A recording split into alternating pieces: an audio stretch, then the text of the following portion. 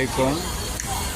এই তো আবদিন ভবনের নিচতলা ওই কোণে আমার দোকান ছিল।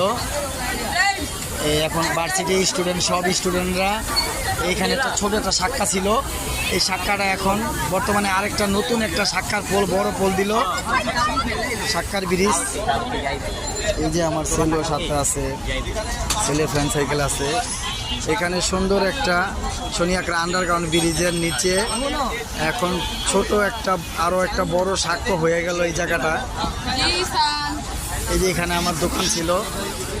আজকে ভার্সিটির ছেলেরা ছাত্ররা আমাকে বলছে, আজকে ভাইয়া তুমি দোকান এখানে লাগাও না, কালকে থেকে লাগাও যে কোনো এক পাশে। দোকান করতে নিষেধ করে নাই, কিন্তু যে কোনো এক সাইডে পাশে।